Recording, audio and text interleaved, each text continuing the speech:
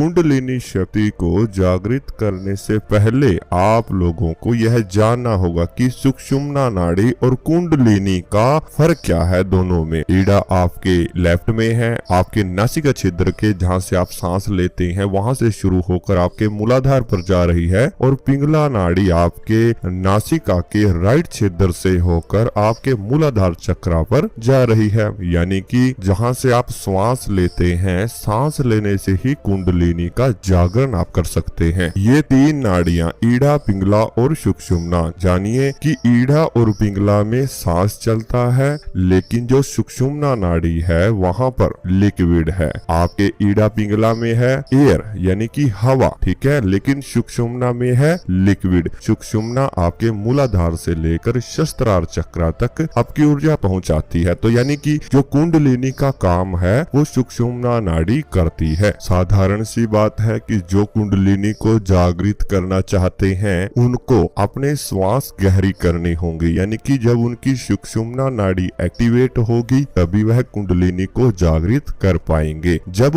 बाहर से ईड़ा और पिंगला नाड़ी के माध्यम से हवा उनके शरीर में जाएगी तो जिस नाड़ी के अंदर, जो सुषुम्ना नाड़ी है उसके अंदर लिक्विड है, वही लिक्विड आपके चक्रों को जागृत करता है। जहाँ पर आपका मूलाधार चक्र है यहाँ पर एक 3.5 बल का गांठ लगा हुआ है, यानी कि आपका जो मांस है, शरीर का मांस 3.5 बल खाए हुए वहां पर बैठा हुआ है, ठीक है। और ऐसे ही जो आपका आज्ञा चक्र है, आज्ञा चक्र से सहस्त्रार चक्र है, जो सहस्त्रार चक्र है वहां पर भी ऐसे ही एक गांठ लगी हुई है। वह गांठ क्या काम करती है कि देखो, मूलाधार पर भी एक गांठ है और आपके सहस्त्रार तक भी एक गांठ है। यह सुषुम्ना के ऊपर और नीचे गांठ बंधी हुई है। यह आपके शरीर के लिक्विड को ना ऊपर जाने देती ना नीचे जाने देती, लेकिन कुंडलिनी से आप इसको खोल सकते हैं। कुंडलिनी का जब प्रेशर आपके इस गांठ पर जगता है तभी आप कुंडलिनी को जगा सकते हैं। जैसे आपने सांस लेना शुरू कर दिया, दोनों नाड़ियों से सांस चलना शुरू हो गया, यानी कि सुषुम्ना नाड़ी पर आप काम कर रहे हैं, आपकी दोनों नाड़ियों से सांस चल रहा है ईड़ा और पिंगला से। तो जो ऊर्जा आपके मूलाधार चक्र पर आएगी, वहां पर जो गांठ लगी हुई है उसे सुषुम्ना नाड़ी खोलती है। कैसे कि जो आपके मूलाधार चक्र पर गांठ बंधी हुई है, सुषुम्ना नाड़ी का उस पर प्रेशर डलता है, ठीक है। प्रेशर डलने से जो ऊर्जा निकलती है वही ऊर्जा उस गांठ को खोल देती है। इसीलिए बोला जाता है कि मूलाधार चक्र पर बहुत अधिक समय लगता है, लेकिन इसके लिए पूर्ण ब्रह्मचर्य आप लोगों को करना पड़ता है। जब वह गांठ खुल जाती है तो मूलाधार चक्र से आपके चक्रों के पास से जो सुषुम्ना नाड़ी ऊपर की तरफ जा रही है वहीं से ऊर्जा जाती है। लेकिन उससे पहले यह बात जान लें कि जितनी गहरी और लंबी सांस आप लोगों की होती है उतना ही ज्यादा प्रेशर इन नाड़ियों के ऊपर आता है। सुषुम्ना नाड़ी के ऊपर जितना प्रेशर आएगा, मतलब कि जैसे आपके ईड़ा और पिंगला से श्वास आता है, यानी कि ऊपर से प्रेशर नीचे की तरफ गया। नीचे क्या है? आपका मूलाधार चक्र, वहां से सुषुम्ना स्टार्ट हो रही है। यानी कि जब ऊपर से आकर आपके मूलाधार चक्र पर प्रेशर डलता है तभी आपकी नाड़ी जो सुषुम्ना है उसके नीचे से जब प्रेशर लगता है तो आपकी ऊर्जा, ठीक है, जो लिक्विड फॉर्म में आपके शरीर में भरी हुई है वो ही ऊर्जा ऊपर की तरफ जाती है।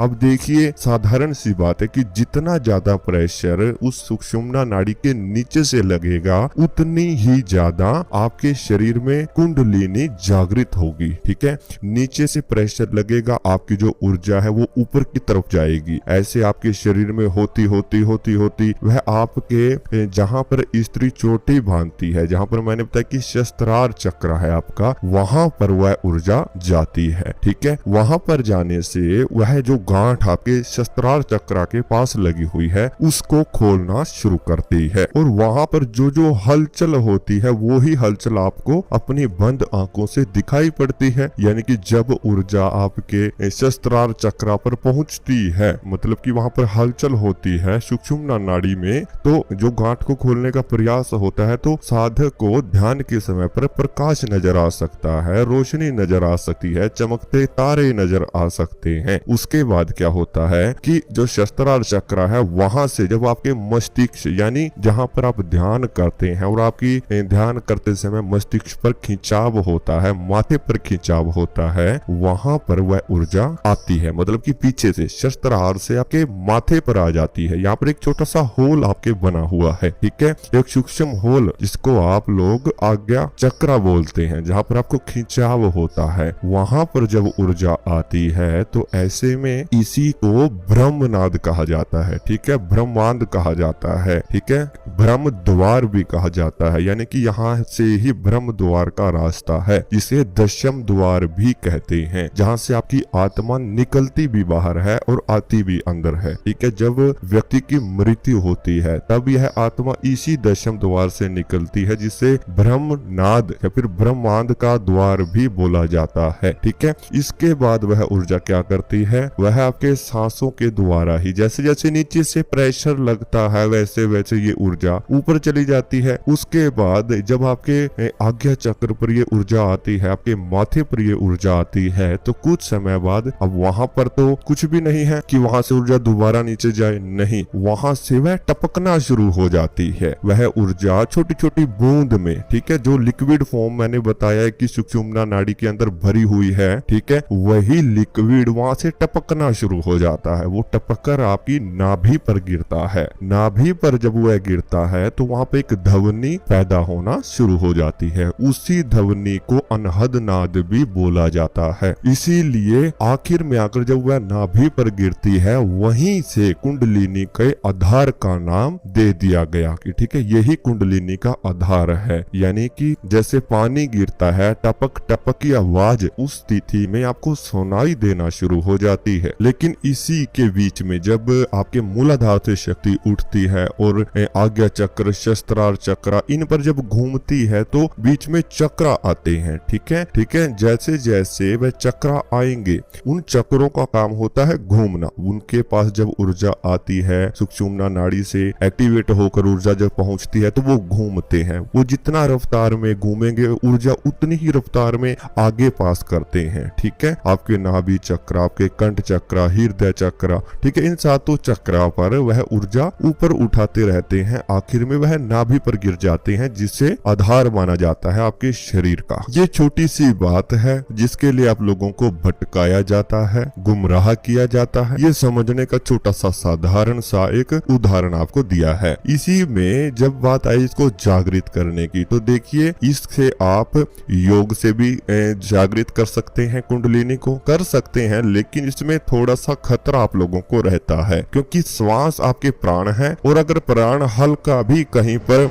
रुक जाते हैं या फिर कहीं फंस जाते हैं तो वहां से आपको परेशानी हो सकती है। लेकिन ऐसे में आपको किसी जो योगा करते हैं, ठीक है, योग साधना करते हैं, उनके निर्देश अनुसार ही आपको योग से कुंडलिनी को जागृत करने का प्रयास करना चाहिए। हो जाती है लेकिन किसी निर्देश गुरु के सामने, ठीक है, जब आपके सामने वह बैठकर आपको बताएं, क्योंकि प्राण का मामला है। दूसरा बात आती है ध्यान की, कि ध्यान से आप लोग इसे जागृत कर सकते हैं। ध्यान से कुछ समय जरूर लगता है, लेकिन जो वह लिक्विड नीचे से उठता है आपके मूलाधार चक्र से ऊपर की तरफ, तो वह बिल्कुल एक गति में उठता है, ठीक है, हल्का हल्का उठता है, समय लगता है, लेकिन उससे ही आप पूरी कुंडलिनी को जागृत कर सकते हैं। उसमें समय जरूर लगता है, लेकिन आपको घबराना नहीं है। आप लोगों को भय बिल्कुल खत्म हो जाएगा, ठीक है। जो डर होता है वह डर नहीं होगा, क्योंकि आराम आराम से उसमें प्रोसेस चलता है। आपका शरीर आराम आराम से उन आभासों को महसूस भी करता है। तो ध्यान के द्वारा आप कुंडलिनी को जागृत कर सकते हैं। ऐसे ही कुछ ऐसा भी होता है कि देखो, जो इसके बारे में जानते हैं, जिनके पास ये एनर्जी है, ठीक है, मतलब कॉस्मिक एनर्जी के माध्यम से भी आप इसे जागृत कर सकते हैं, ठीक है।